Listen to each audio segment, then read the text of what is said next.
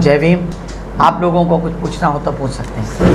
लोकसभा से एडवोकेट अब्दुल कलाम आजाद जी, उत्तर पूर्वी दिल्ली से डॉक्टर अशोक कुमार जी, पूर्वी दिल्ली लोकसभा क्षेत्र से एडवोकेट राजेंद्र कुमार पाल जी, नई दिल्ली लोकसभा क्षेत्र से एडवोकेट सत्यप्रकाश गौतम जी, उत्तर पश्चिमी दिल्ली से श्री विजय बौद्ध जी, पश्चिमी दिल्ली लोकसभा क्षेत्र से श्रीमती विशाखा आनंद जी।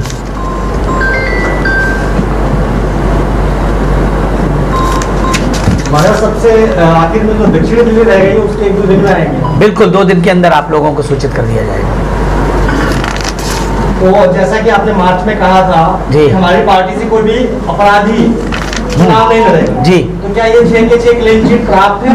अभी तक की हमारी जो कहते हैं कि हमारे बेस्ट ऑफ माई नॉलेज, मेरी विशेष जानकारी के तहत अभी तक यही है कि इनमें से कोई भी प्रत्याशी इसके ऊपर कोई क्रिमिनल केस नहीं है। बहुजन समाज पार्टी साफ सुथरे उम्मीदवार, साफ सुथरी छवि के उम्मीदवारों को लड़ाना चाहती है। बहुजन समाज पार्टी खास तौर से सामाजिक भाईचारा को बनाते हुए चुनाव लड़ाना चाहती है और बहुजन समाज पार्टी अपनी राष्ट्रीय अध्यक्ष, अपनी नेता आदरणीय बहन जी के दिशा निर्देशों पर चल करके दिल्ली प्रदेश में वैसे ही लड़ेगी चुनाव जैसे पूरे देश में आदरणीय बहन जी के निर्देश पर चुनाव लड़ा जा रहा है। बिना गठबंधन के क्या बीएसपी दिल्ली में 7 सीटें जीत सकती है? क्योंकि जितनी भी बड़ी पार्टियां हैं वो सब लोग गठबंधन से ही इलेक्शन फाइट कर रहे हैं। बिल्कुल। जहां तक आपने कहा कि बिना गठबंधन के क्या बहुजन समाज पार्टी 7 सीट जीत सकती है, तो ये तो अतिशयोक्ति होगी कि हम कहते हैं हम 7 जीत जाएंगे, तो अतिशयोक्ति ही होगी।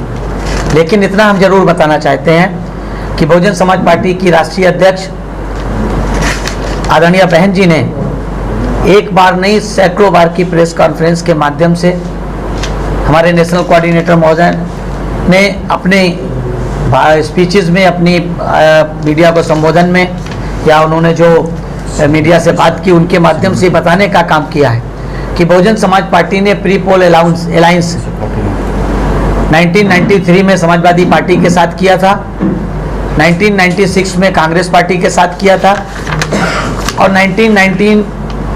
2019 में फिर से समाजवादी पार्टी के साथ किया। 93 और 96 का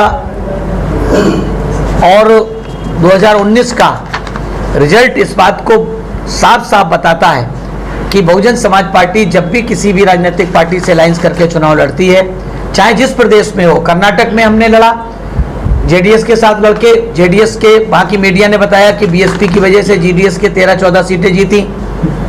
हम लोगों ने कहीं भी जिसके साथ लड़ा उनकी सीटें तो जीती, उनको तो फायदा मिला, लेकिन बहुजन समाज पार्टी को उसका फायदा नहीं मिला। ये 93 का, 96 का, 2019 का और 2018 का कर्नाटक का अनुभव मेरा व्यक्तिगत अनुभव भी है, जिसे मैं बहुत अच्छी तरीके से, मेरी नेताजी आदरणीय बहन जी के निर्देश हैं और उन्होंने इस बात को बताया भी है। हमारा वोट तो चला जाता है, उससे दूसरी पार्टियों को हराने जिताने का काम तो हो सकता है, लेकिन हमको इसका फर्क फायदा नहीं मिलता है। इसलिए आदरणीय बहन जी ने बहुत स्पष्ट रूप से प्रेस के माध्यम से बताने का काम किया। उसी बात को हम दोहराना चाहते हैं कि हम लोग बिल्कुल पूरे देश में सबसे ज्यादा सीटों पे चुनाव लड़ने वाली पार्टी इस देश में बहुजन समाज पार्टी है आज की तारीख में। सर, लेकिन कर्नाटक में तो आपके विधायक जीते थे उस टाइम। कर्नाटक में हमारा विधायक जीते हैं क्या? कर्नाटक में गठबंधन की वजह से ही सर जीते थे? नहीं, गठबंधन की वजह से नहीं जीते, गठबंधन की वजह से बिल्कुल भी नहीं जीते। अगर आप वहां का रिजल्ट उठा करके देखेंगे, जो सीट गठबंधन में उन्होंने हमें दी थी, उस सीट पे हम उससे पहले वाले 3 चुनाव में हम जेडीएस से कम 10 गुना ज्यादा वोट पाए थे। पिछले सुन लीजिए, पूरी बात खत्म हो जाने दीजिए, पूरी सुन लीजिए ना। जिस चुनाव में हम उनके साथ लड़े थे, उस चुनाव से पहले वाले चुनाव में जेडीएस को 6000 वोट मिला था और हमको 38000 वोट मिला था, ठीक है। लेकिन जब 2018 में जेडीएस के साथ समझौता हुआ तो हमको 72,000 वोट मिला, यानी कि जेडीएस का उसमें वोट बहुत ज्यादा हमारा प्लस नहीं हुआ था, बल्कि हमारी वजह से मांडिया में, मैसूर में, टुमकुर में, कोलार में जेडीएस को फायदा हुआ। और बाकी मीडिया ने कहा कि बीएसपी तो ये सीट वैसे ही जीत जाती, उनको ज्यादा सीटों पे लड़ते तो उनका वोट बैंक भी बढ़ता। ये स्पष्ट है और हमने इस बात को अनुभव किया। मैं वहाँ 13-14 साल से कर्नाटक को देख रहा हूँ। सर दिल्ली की बात करें, सर दिल्ली की बात करें तो दिल्ली में मान्यवर काशीराम साहब ने भी लोकसभा का इलेक्शन लड़ा था, वो भी जीत नहीं पाए थे। तो क्या लगता है कि दिल्ली में आपके सातों कैंडिडेट 2024 में जीत जाएंगे? हमने आपसे अभी कहा कि सातों कहना अतिशयोक्ति होगी, लेकिन राजनीति भी बिल्कुल समुद्र की लहरों की तरह उतार चढ़ाव लगा रहता है। डेमोक्रेसी में मिरेकल होते देर नहीं लगती है। जनता होगी क्या? बिल्कुल होगी, बिल्कुल होगी। जनता बीजेपी, कांग्रेस, आम आदमी पार्टी तीनों से बहुत दुखी है।